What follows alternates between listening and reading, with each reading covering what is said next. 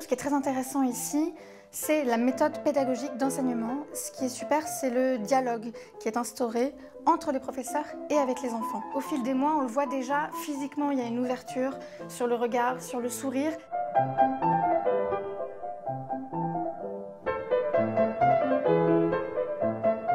Les familles prennent conscience au fur et à mesure des semaines de l'impact que cela a sur leurs enfants et du bonheur que ça peut procurer et aux enfants et aux parents, de les voir goûter au plaisir de la scène et de ressentir le bonheur que c'est d'être applaudi et de pouvoir d'avoir le sentiment du travail accompli et bien fait.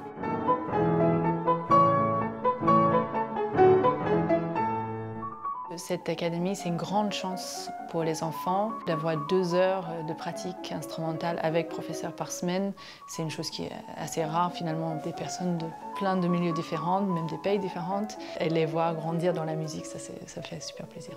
Jouer ensemble, c'est un peu une métaphore pour la vie, c'est vraiment d'écouter les autres, de respecter les autres, aider les autres, mais tout en douceur.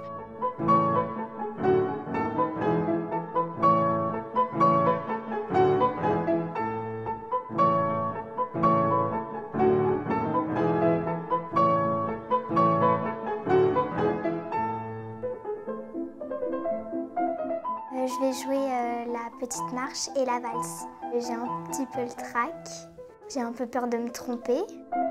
J'ai découvert le violoncelle et quand j'en ai joué, j'ai senti les vibrations dans mon corps. Moi j'étais étonnée et après j'ai décidé de choisir le violoncelle. C'était mon premier concert et ça m'a plu. Oui, ça suis contente de mon choix. Le violoncelle, il a un beau son. Au début, j'avais le trac et ensuite tout est parti. Et quand je voyais un violoncelle à la télé, j'entendais le son et j'ai voulu faire cet instrument.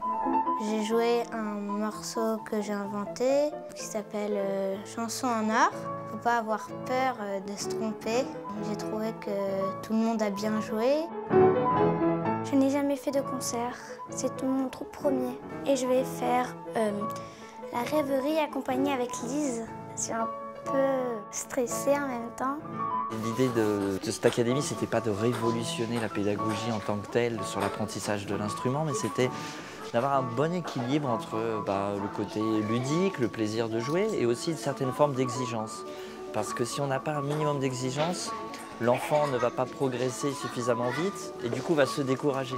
Donc cette dose d'exigence, elle est nécessaire à ce que l'enfant trouve le plaisir.